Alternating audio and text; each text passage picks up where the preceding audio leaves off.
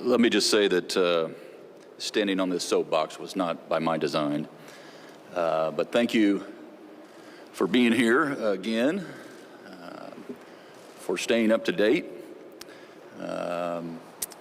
We have a long list of updates to share with you today on all of our response and efforts to slow the spread of COVID-19 throughout our entire state. But before I provide some of those updates and ask others on stage to do the same, I did want to just recognize that we understand how hard all of these efforts and this response is on Hoosiers as we all collectively try to flatten the curve and slow the spread. Indeed, these are times that try our souls.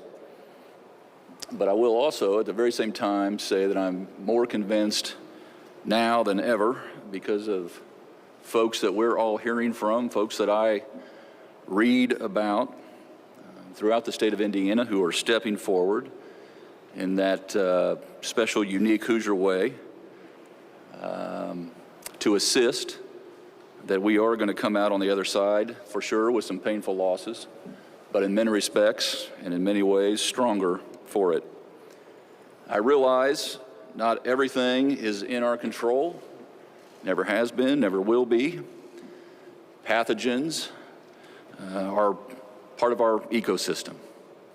This one is novel, and it is lethal, and there's no vaccine yet. But as it turns out, sometimes the best defense is a good offense, and we have to go on offense to slow the spread. That means each and every one of us, as I said just a couple days ago in this very atrium. I know we can't control everything, but we can, as Hoosiers, control our individual behavior and our own actions. And that means practicing good social distancing. That means washing your hands again and again and again. That means donating blood at the Red Cross. That means expressing your love for your neighbor, not maybe in person, but checking on them on a consistent basis. You know who they are. These are all things that we can do regardless of whether you're 18 or you're 80. So understanding that we're digging deeper than maybe some of us ever have, it's going to require us to do some soul searching, and all of us enlisting in this fight to beat back this pandemic.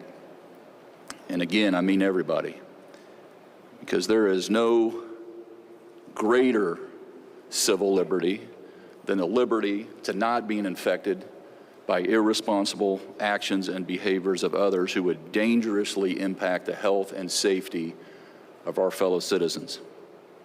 So here's to our persistence, here is to our personal responsibility, and here's to our confidence to finish this marathon. And to put that marathon into perspective just a little bit here, on March 6th, as you all recall, we had our first case of COVID-19 in Indiana. Today we have 56 such cases in 22 counties, and sadly, 2 deaths. And let me just say here at the outset that every county, all 92 counties in our state, is stronger because of the Lilly Endowment and the Lilly Foundation, and to see Eli Lilly and Company yet again step forward to improve Hoosier lives in such a profound way as they announced with Dr. Box yesterday.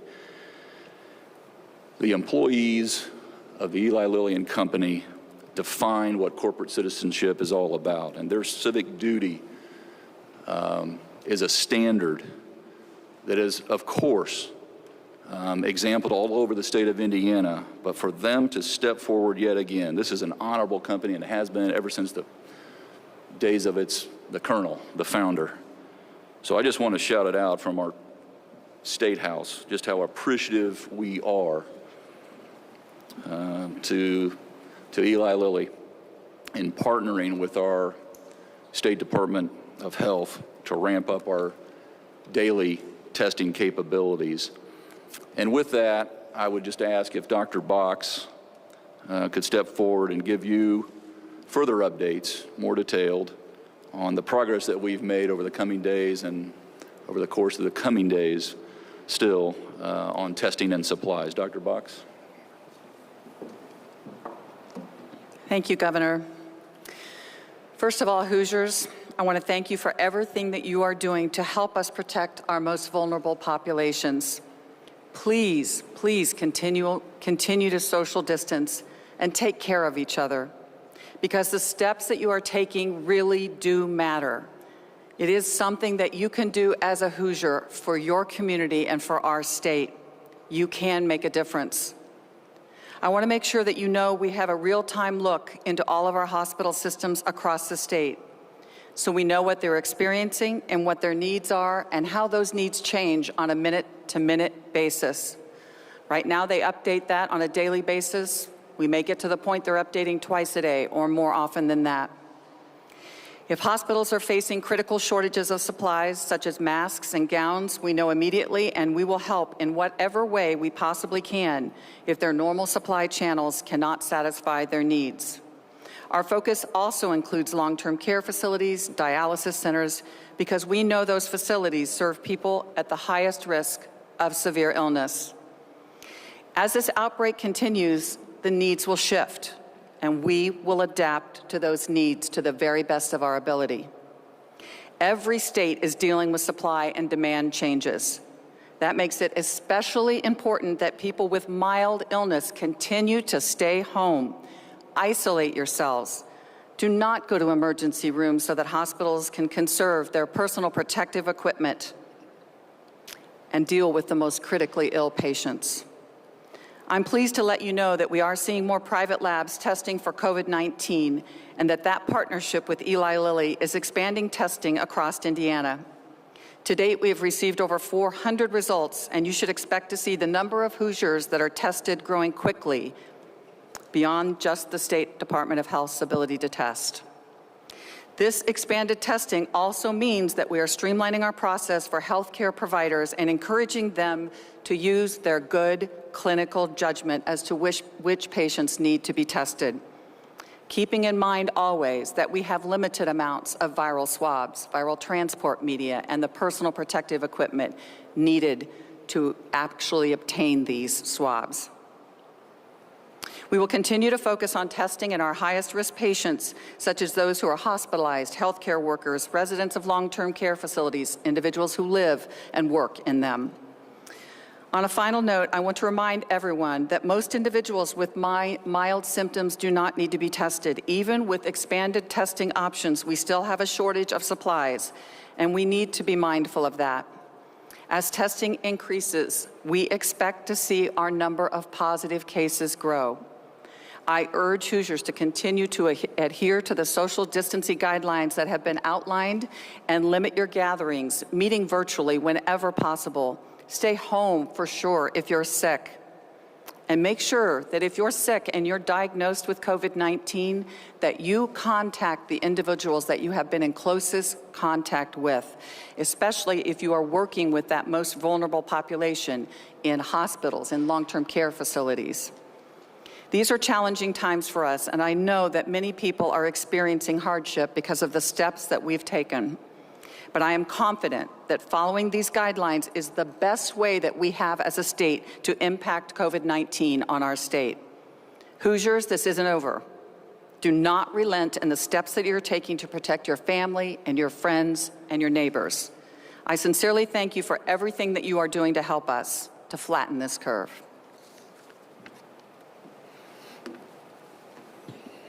Thank you, Dr. Box.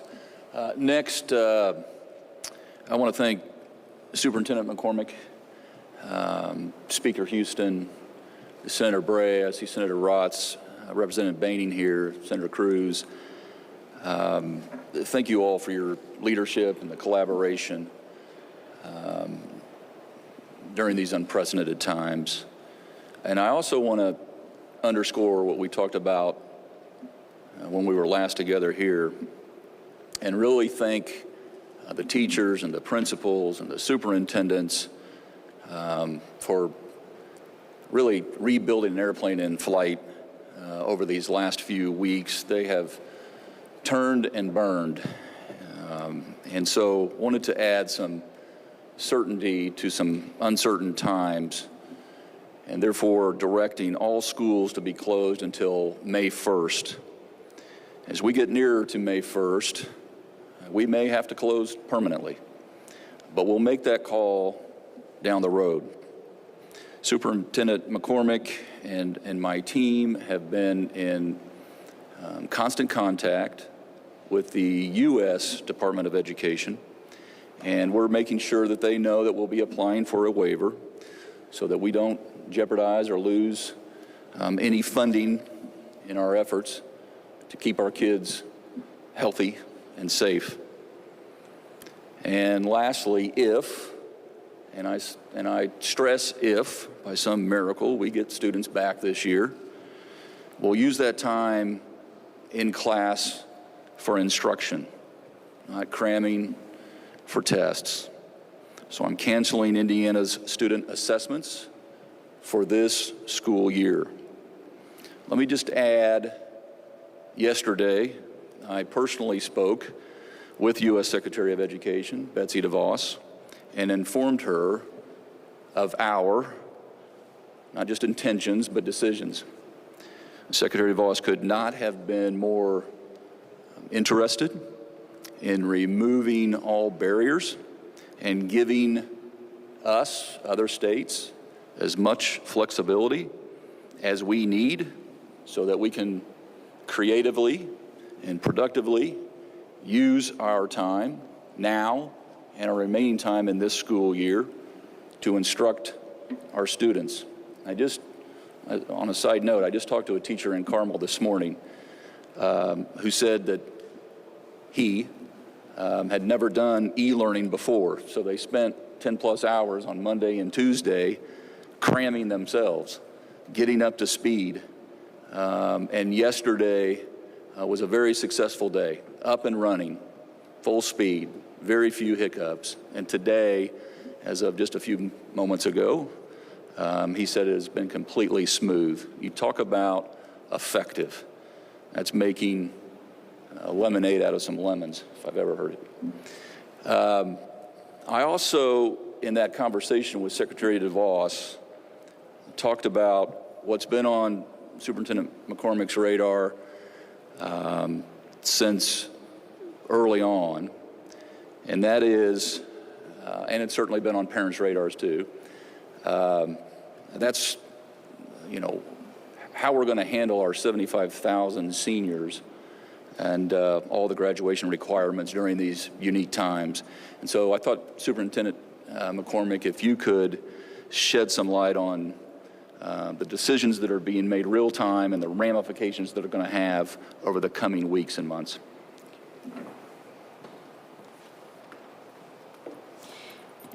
Thank you, Governor Holcomb. I do want to commend the governor for taking these bold steps. You're going to get criticism no matter what you do in situations like this, but we had a lot of conversation on what these steps look like, and I do commend him for pulling that trigger and making that decision. I will say school closure to May 1, I cannot emphasize enough, as Governor Holcomb said several times, this is the first step. There may be a need to come back and revisit that for the extended school year based upon what is happening in the dynamics of the situation. But thank you, Governor Holcomb, for doing so. I also want to thank the Department of Education team, who has been amazing. The local administrators, educators, superintendents, again, I cannot thank you enough for the work that you're doing. I also want to thank the parents. I know this, and families, this is a very, very difficult time on many different levels. So I want to make sure that the families know how incredibly thankful we are. To the kids, this is my message to you. Be positive, make good choices. Stay on your work that you have at home. It's extremely important that you are a good partner in this. So for the 20-day waiver that the governor gave us on March 13th, what that means is for schools who are not taking advantage of e-learning, that they don't have the mechanism to do so or have made a choice not to do that, they do have 20 days that will be counted as instruction. The governor and I have had conversations regarding we may have to visit that number, and the governor has been very gracious in understanding that, so we may be coming back to this podium to discuss that 20-day waiver. In addition, on assessments, so that we are clear on what that means, the assessments that are impacted for the state of Indiana for this school year are iRead 3 test takers for grades 4 and 5, those are our retesters, iLearn for grades 3 through 8, iStep for grade 10, and we were in the middle of it. Some of our schools might have completed that assessment, others of our schools haven't started, and some are, it's just very fluid where people are participating, but that is canceled. IAM, which is our alternative assessment for our most at risk. Our WIDA screener for those who are not participating in e-learning for our EL student population, and our iSprout, which is our assessment for our pre-K students for those situations where they are not open and operational. So those are the assessments that have been outlined as a cancellation for the 19-20 school year. We have had a lot of questions about the assessments that are not state mandated. We are working with those vendors. It is a very difficult situation, and we know there are opportunities for students and families that are impacted, and we will continue to have conversations. Regarding our seniors, we hear you. I've received your emails. Families, I know this is a very anxious time.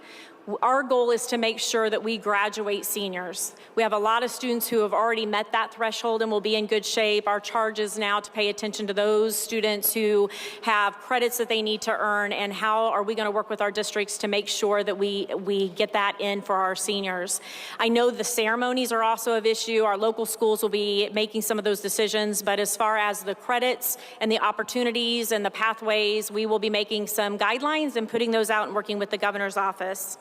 Our waiver for food is also impacted by this decision.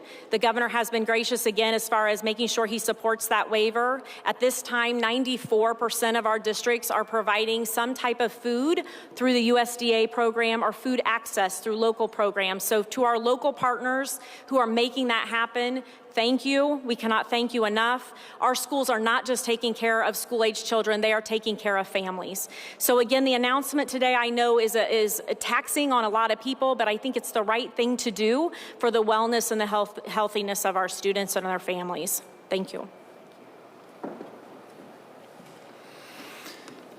Thank you, Dr. McCormick. Next, I'd like to ask Chief Justice Loretta Rush if she would give another state of the judiciary again this year. Seems like you just did this a couple months ago. Thank you, Governor Holcomb, and I appreciate your leadership. And I will tell you that Indiana's judicial branch is taking its lead from the Department of Health with regard to what we can do to our role with regard to mitigating this crisis. A couple of things. We have an administrative rule in effect. It's called Administrative Rule 17. Every county has a continuation of operation plan with regard to how essential court operations are going to continue. Courts.in.gov/COVID has those plans. We are adopting those as they come in, and it'll say which essential emergency functions are being done. We're seeing jury trials continued. We have technology in place, and I have to thank the legislative branch for helping us modernize our court operations over the last couple of years, which really can put in social distancing. And here's one example. Since last week, 250,000 legal filings have been done electronically. That means 250,000 people are not going to the courthouse with regard to filing documents. We ask you not to go to court to check on your case. You can check the status of your case online on mycase.in.gov. A lot of issues are coming up with regard to this. We have indianalegalhelp.org. If you need financial help and assistance, it's a website that you can go to. So our courts are open for emergency essential hearings. If you go to the website, you can find out what's going on in a particular county. We've given guidance. We're tolling statute of limitations. If you're worried about filing something and missing a date or a marker, we are postponing jury trials, both civil and criminal. We're being mindful of individuals' constitutional rights with regard to the continuances. But when you look at child welfare hearings, adult guardianship hearings, and voluntary commitment, any of a number of emergency hearings, we will be holding those, and all information about the courts can be found by this website. Thank you.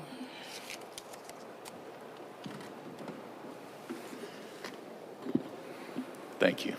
Every day, in fact, you've heard it here a couple times already, every hour, every minute, our COVID-19 task force is focused on three fronts. We're focused on public health, we're focused on public safety, and of course we're focused on the state of our economy.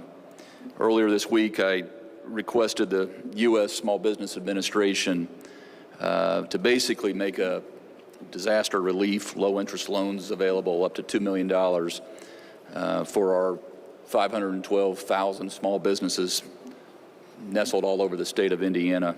And yesterday evening, that was approved. I cannot express my appreciation for, you talk about turning and burning. This is not at the typical speed of business. And so we appreciate the federal partnership that we have in place as well. We also need to make sure that we get that word out far and wide. The Lieutenant Governor has been on the phone, hosting conference calls nonstop this week with various industry groups and associations, making sure that we have the latest G2 and information, what's happening on the ground, how it's impacting and affecting their business model. And we'll continue to do that as the days ahead unfold. Obviously, the word fluid was mentioned here earlier. Things are moving fast. Things are changing. If you think about earlier this week on Monday, our unemployment rate was reported at 3.1% earlier this week, 3.1%. To put that in perspective, this exact week a year ago, we had 3,100 Hoosiers file for unemployment insurance benefits this week last year. Over the course of the last 3 days, the same week a year later, Monday, Tuesday, Wednesday, we've had 22,583 Hoosiers file. 3,100 a year ago, 22,000 plus Monday, Tuesday, Wednesday of this week. Yesterday, I also spoke directly with the U.S. Secretary of Labor, Secretary Scalia. I shared with him these stats, real time. I thanked him for the $100 million grant fund for dislocated workers, which can apply to retraining and other initiatives as the jobs are changing. But I just want to underscore just how important it is for a Hoosier, any Hoosier who has been laid off, to go to unemployment.indiana.gov and apply. It starts there. We can start answering your individual questions there.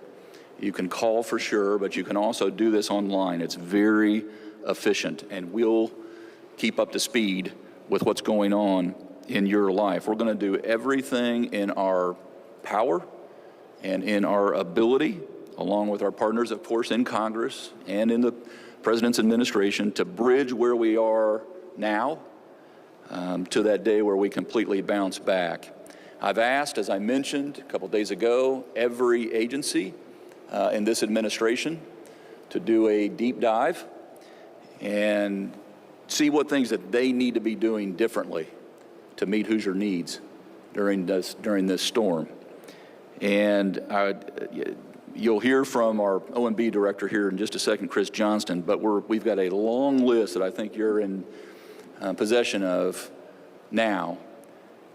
He'll highlight some, but it includes delaying your state income taxes due on which normally would have been April 15th, just right around the corner, to July 15th. And we'll be waiving the penalties for 60 days for property taxes that were to be due on May 11th. And so, Chris, wherever you're hiding, if you want to go through the whole long list of different agency initiatives that we have underway as of today, please do. Good afternoon. What I'd like to do is dig a little deeper on a couple of the items that the governor has mentioned regarding income taxes and property taxes, and then also give some examples of the engagement of the agencies across all of state government regarding efforts to deploy resources and be responsive to the citizens and businesses most in need. As the governor mentioned, the Department of Revenue later this afternoon will be putting out guidance to align our our state income tax payments with the federal government's dates. And so those payments that were due on April 15th, not only the settlement of your income tax filing on April 15th, but estimated taxes will be extended to July 15th. One difference, though, between the federal government, and this may have changed, but one difference between what the state of Indiana is doing and the federal government is doing is we are also extending the filing deadline. The federal government extended the payments, but they still wanted your return filed with the IRS. We are extending both the filings and the payment date. The reason that we're doing that is that some people cannot get to their accountants. They cannot get out and get that work done.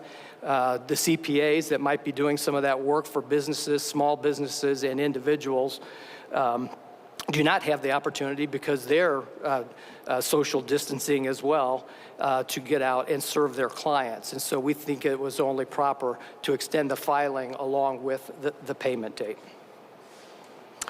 Good news, though, we have already processed 1.9 million returns.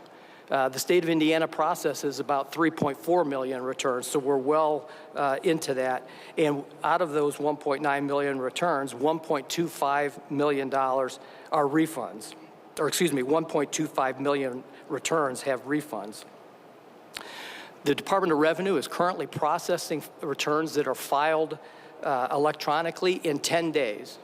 Paper returns with refunds are being processed in 19 days. So if Hoosiers are expecting a return, still file your return and do it online if you can to get that refund in 10 days. You might be asking, well, what does this deferral mean to the state of Indiana's fiscal situation? April is our largest collection month, estimated at $2.2 billion. And it's also our largest income tax month for collections. This will make a significant dent in those collections, maybe 40 to 50% in that month to be collected later in July. Some people have asked about, what about deferring other taxes, such as sales tax, food and beverage, and innkeeper's tax? We continue to evaluate all ways to assist individuals and small businesses, but we also have to provide essential services for the taxpayers and citizens that need them. Sales tax is the largest revenue stream for state government to provide those services, and so we're moving diligently yet deliberately in the evaluation of those options. The governor also mentioned about the waiver of penalties on property taxes that are due May 11th. Counties have been preparing their property tax bills for some time, and to pull that back in and start over is just not a feasible option. So the due date is still May 11th for your spring installment, but any penalties for not paying by May 11th will be waived for 60 days. The state stands prepared to work with county governments in the event that there are any cash flow stress situations out there around the state. One other thing that I want to revisit is a piece of legislation that the governor offered and the General Assembly adopted. It was regarding the cash funding of the university projects, close to $300 million. We will be suspending the cash funding of that. But the good news is the legislation or authorization for bonding is still in place. So these projects they all have their own project life cycles. And so they're in different stages of development and as far as in need of resources. So we are going to be monitoring that situation.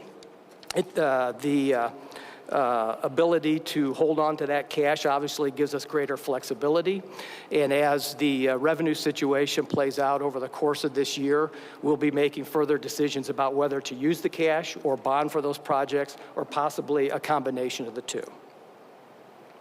The governor mentioned engaging and activating all of state government as far as looking at ways to deliver services and deploy resources to our citizens. And so I'd like to talk about a few of those. At Department of Workforce Development and Unemployment Insurance benefits, and these are just a couple of examples. There's a litany of all of these things that we're working on. Benefits will be paid to individuals who file their initial unemployment claims late.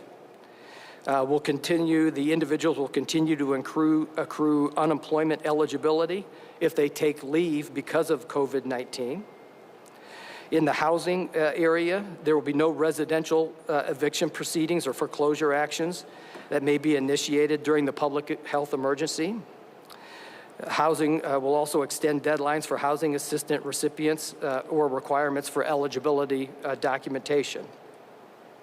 In the social services area, job search requirements normally required for TANF will be waived. In the Department of Insurance, the Commissioner of the Department of Insurance will request that insurers institute a 60-day moratorium on policy cancellations for non-payment of premiums. The Bureau of Motor Vehicles will waive late fees for a myriad of IDs and driver's license. Department of Veterans Affairs will qualify veterans for awards from the Military Family Relief Fund, even if they don't meet all service requirements. And finally, in the health professional licensing world, mental health professionals will be permitted to practice via telemedicine. Advanced practice registered nurses are allowed to provide services in multiple locations when normally they are restricted. Those are just a few examples of things that the state government is working on. And I'd just like to close at saying that we have great agency leadership and program managers in state government that are working diligently in all of these areas. And while the cash flow and fiscal situation will be challenging in the near months, I'd also like to recognize the Auditor's Office and the Treasurer's Office in working with OMB and the other state agencies as far as communication and managing through this. Thank you, Chris. As Chris alluded to, these are, he used the word many, and they are, and you can expect many more executive orders to come, again, as the days ahead unfold. Don't misinterpret that statement to say that we're in need of a special session at this moment. We're not. That's just not my opinion. Chris talked about, the budget director talked about what kind of strain this would have on our budget. It will, for sure. But we are living in a state that is on sound fiscal footing. Good thing that the legislature and previous governors were committed to this fiscal management. It has put us in a strong position to weather such storms. But I would ask Senator Bray and Speaker Houston if you would share a few words. We've been in constant communication as well. But like all of the administration, you two are waking up every day hearing from constituents throughout the state of Indiana and your members, making sure that we're all doing all we can to meet Hoosier needs during this hour. So thank you, Governor, and I want to thank the Governor, Lieutenant Governor, and your team for the amazing work that you've been doing, Dr. McCormick and your team for what you're doing to support schools, and the Chief Justice and your team about how we support the judicial system. As the Governor noted, these are extraordinary times, and our first and primary focus in every communication we've had with the Governor and his administration is how do we support the Hoosier family, and the Hoosier business. And these are the positive, these today, the announcement today of these steps is a positive for Hoosiers, and we will continue to work to make sure that we utilize our resources and reserves in a way that has the most impact to Hoosier families. I just appreciate and I'm grateful and thankful for the decisive leadership of the folks on this stage, and we will continue to collaborate and work together to make sure that we invest all of our resources and our time and efforts in helping Hoosier families adjust to these changing and uncertain times. So with that, thank you, Governor and Senator Bray. Well, I want to mirror the speaker's comments and say thank you, Governor, and also the others who are up here on stage and put so much effort into this. But Governor, in particular, your leadership and the decisiveness and your ability to collaborate both with members of your cabinet and administrative heads, as well as other elected officials, private industry, and obviously the legislative branch, including the House and the Senate. We have been in constant contact. I have certainly been in constant contact with both the governor and his staff as we've looked at things, efforts to try and slow down the growth of this crisis.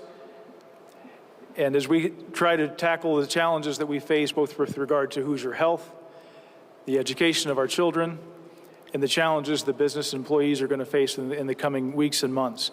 And I want to applaud the governor for the steps he's taking today, and we will continue to be supportive and try to add the assistance that we can to this process. But we want to thank you, Governor, for your efforts, and we'll continue to work with you in the coming days and months.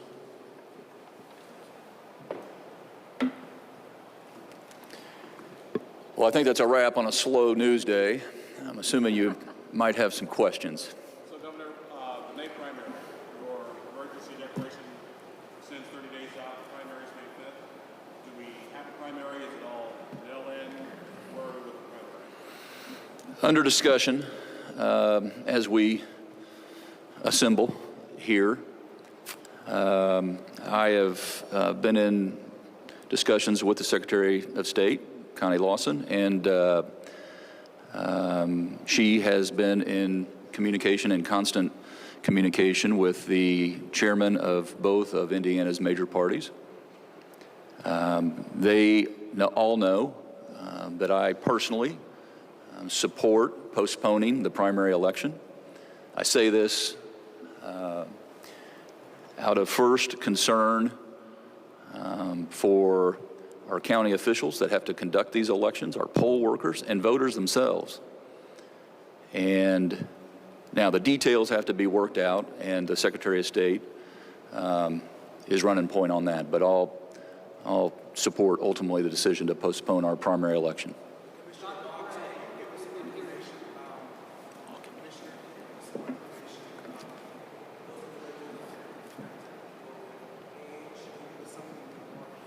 So we are in the process right now, probably in the next few days, of being able to actually give you information about individuals that are infected, individuals that are in the hospital, age ranges. I've had a lot of questions about the 2 individuals that died, and because we fortunately only have 2 deaths, I really don't want to give any more information because it's too distinguishable to those 2 individuals. But we are in the process of gathering that information, and we'll have some rough data for the governor, I think, later today or tomorrow.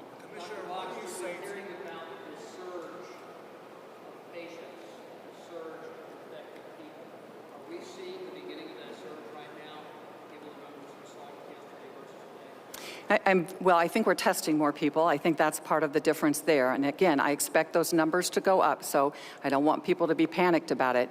But when you look at the number that we have in Marion County, that is concerning to me.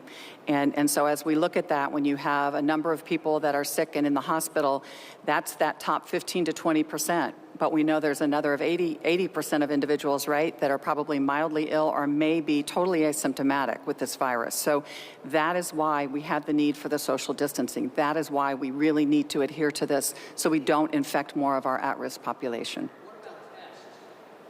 When are we going to see more tests in the state and greater testing to give us a bigger picture of what's going on? You're seeing that ramp up right now. You will see that over the weekend, for sure. Are we going to see more drive-through COVID-19 testing? Other states are doing that.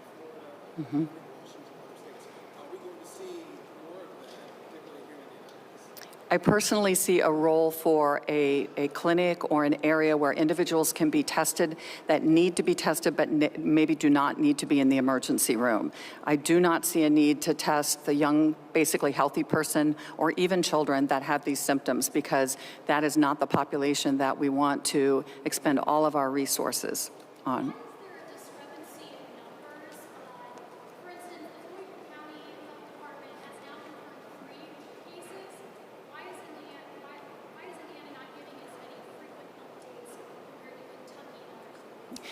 So we are updating those numbers every day. We will have the numbers directly from our lab, and then oftentimes after we update that at 10 a.m., we will have other labs that are reporting to us positive cases, so LabCorp or other places, and we don't always have access to those. So as soon as we get those, they will go on the next day's numbers, and we will update.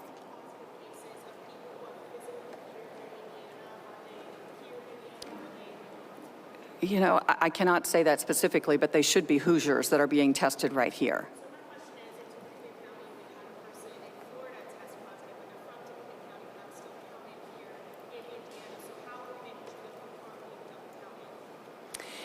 That is something that we know individuals are infected in other parts of the United States, and they are, once you're infected, really have to isolate where they are. They are not allowed to travel at that point in time.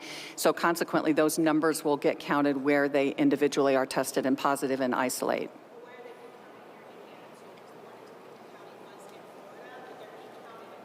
So probably they were tested at an outside lab, and Tippecanoe County reported that to us without the knowledge that they were in Florida. How are hospitals equipped? We've been hearing about a nationwide shortage of protective gowns, protective masks, also breathing apparatus. Are hospitals equipped to handle this surge? So our hospitals to date have been equipped to manage what they need. We do know that a couple of them are getting into that area where we're concerned that over the next 96 hours or so they could start to run short of certain things, and we do have the ability to replenish some of those for the hospitals. We do have the ability to replenish for the hospitals. We are continuing to put out the message that we need to conserve our personal protective equipment. That's why we don't want every individual in the state doing one test with all their PPE on, throwing it away, and then 2 hours later doing another one. Governor, do you have any idea exactly how much of a financial hit Indiana's looking at right now? You talked about holding back on these cash payments for university projects. Yeah, we'll start to have a clearer picture about a month from now, obviously when the numbers start to come online, whether it's unemployment or budget numbers.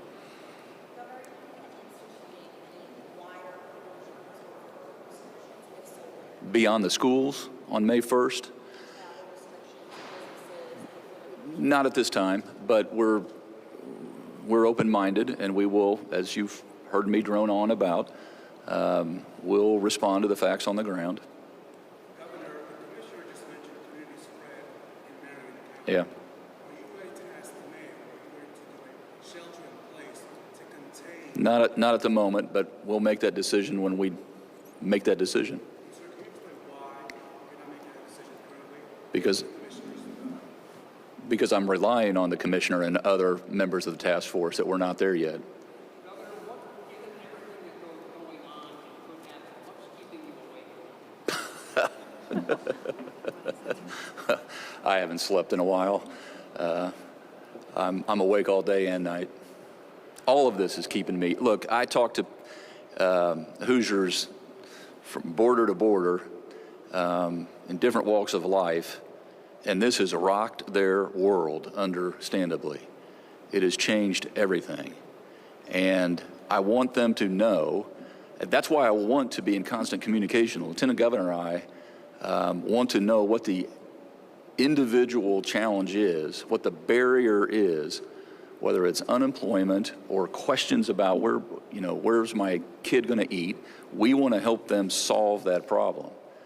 And with millions of Hoosiers in the same boat, we got to look out for each other. So that's what keeps me up, is responding to every single question that comes in. And I think I can speak for everyone on this stage. It's the same true for them. Yes, ma'am. Are parents, teachers, schools going to know when students are coming back? And if they do come back, what does that mean for summer? Will we see Yeah, that's something that the Superintendent McCormick and I will be in conversation about, the legislative leadership that you see here. We've set May 1st, and we'll reevaluate it and update you as we get closer. I alluded to said if twice. By some miracle, they're back. Look, when you look out and predict the wave that you referred to, or surge, I think you used, we're looking at 30, 60, 90-day increments. And we haven't crested yet.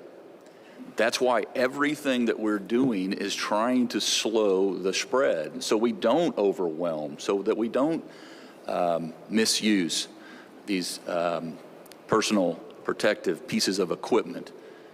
So that's why we're appealing to everyone's civic duty to make sure that we are social distancing, that we are doing everything in our own power. This is the single most important thing that we can do, is spread or slow the spread of COVID-19. Yes, ma'am. So, yeah. Well, they need to start somewhere, right? And this is up to $2 million, so that it's raining right now. There's a leak in the roof. And fortunately, this is not typical. This is a different speed of government in action. And more help is coming from the state of Indiana and from our federal partners. Also was in contact or communication with Senator Young, again last night and early this morning, technically about 1 a.m. And we are all moving in the same direction, and we are all trying to make sure that all of the resources are going to get to that individual who, the employee who may have been laid off or his world's changed, and the employer who had to lay that individual off, or that employer who's now unemployed.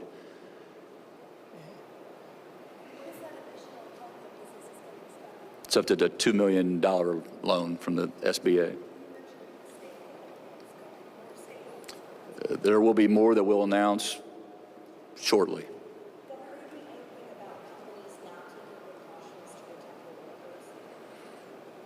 Well, I'm discouraged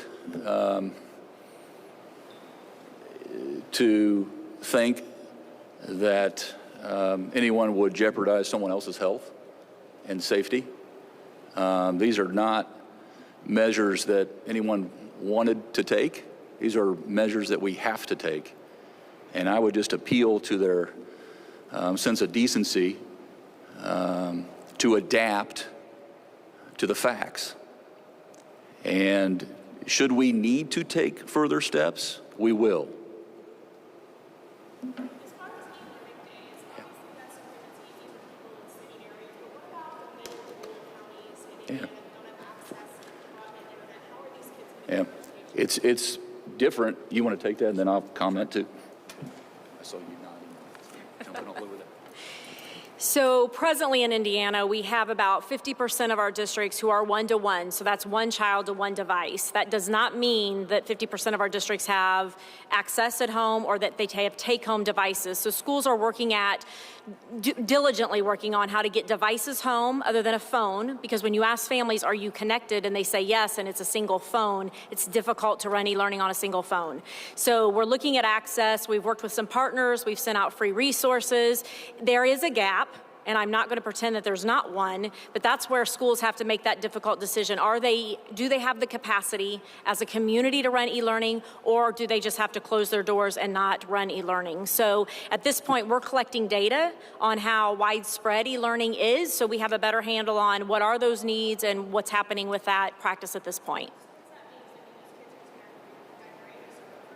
Not necessarily. There will be some decisions that will have to be made. Obviously, that's a discussion that's going to take multiple agencies and people and legislative help. So we know we have a task ahead of us. We know there's an enormous amount of instruction. Even with e-learning, it's different. So there's the instruction that's being lost. Our districts are doing and our schools are doing the best they can given the situation. But we will have to, upon reentry, someone asked about reentry. Upon reentry, those are the things that will have to be addressed.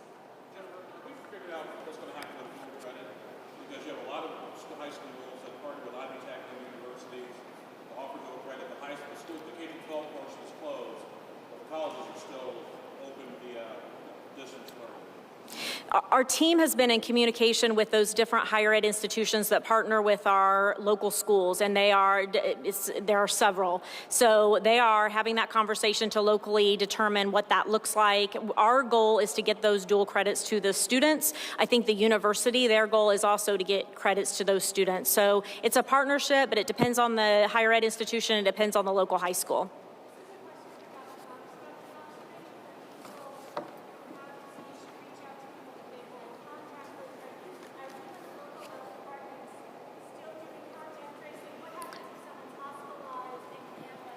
Right.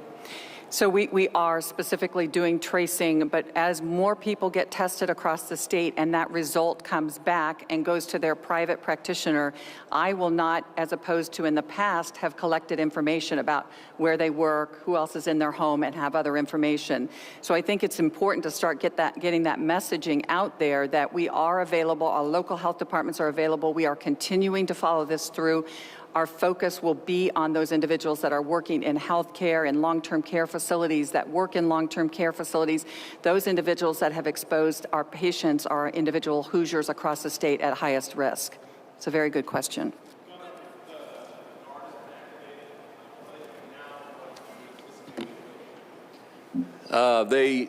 Right now, they're prepared. They've stood up to help us logistically, primarily. But they're capable of achieving anything. I've seen it before. And so if called on to do more than logistical support, then we'll address that, and you'll see that reflected in a future executive order. But we're not there yet.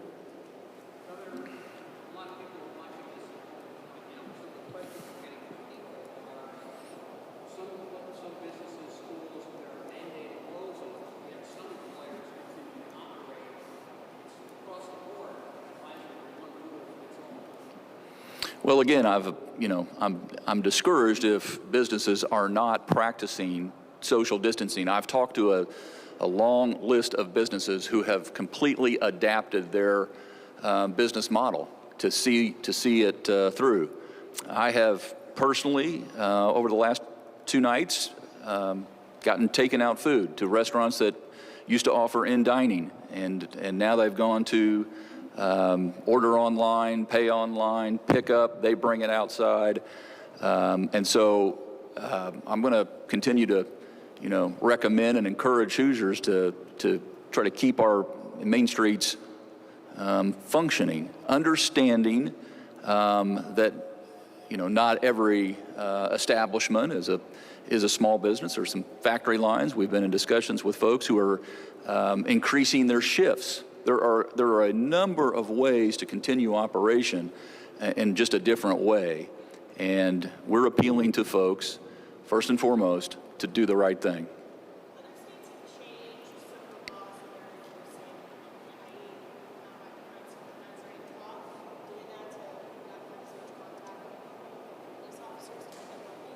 We're not there yet. If you're referring to sheltering in place from a state perspective, we're not there yet.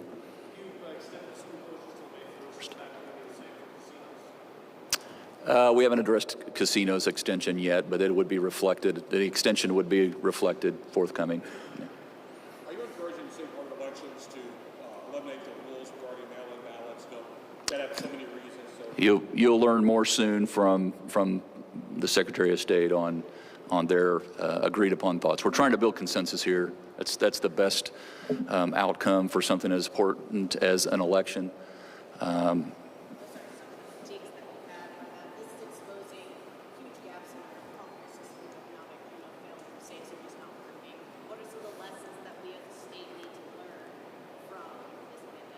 Well, we're all learning a lot on the run, and we'll address every challenge and carry on with a sunny disposition.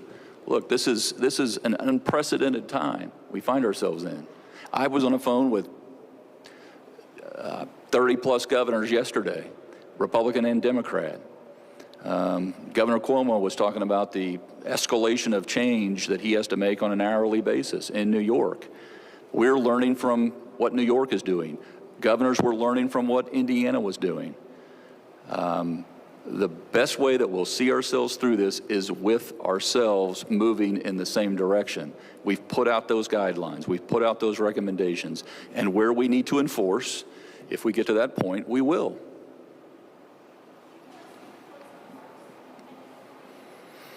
Parks, state parks, we're not there yet. I mean, we've changed our, business in our restaurants at our parks. But again, if you're going to go out to a park, I would encourage that, but you got to socially distance. You can't go out there in droves, and whether you're in better shape than me or not, you can't go do a fun run with 40 other people. Dr. Box, can you address the mental health now as people are spending more time at home with their kids? What do you want people to focus on? Because mental health can become an issue. Is depression or just anxiety of listening to these numbers all the time? Absolutely. I think that's an excellent question, and I think the last question is hooked to that. We have not said you cannot go out for a walk right now.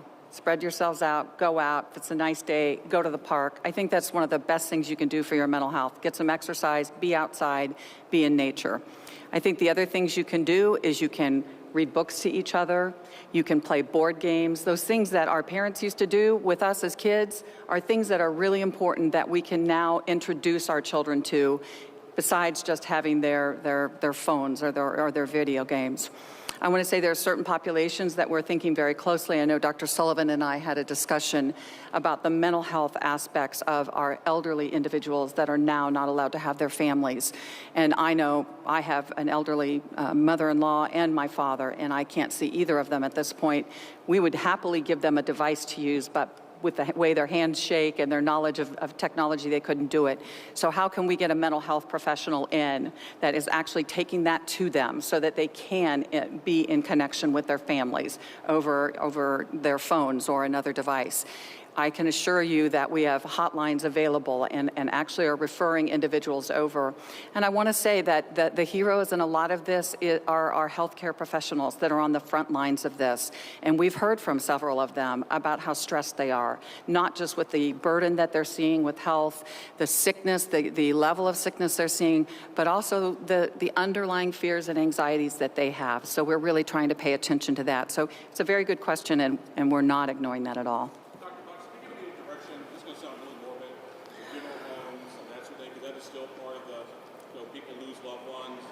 Yes.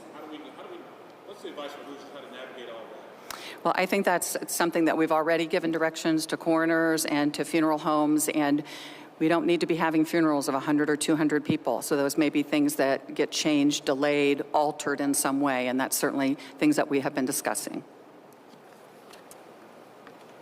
Thank you for joining us today. This concludes our press conference. We'll continue to provide updates as information becomes available.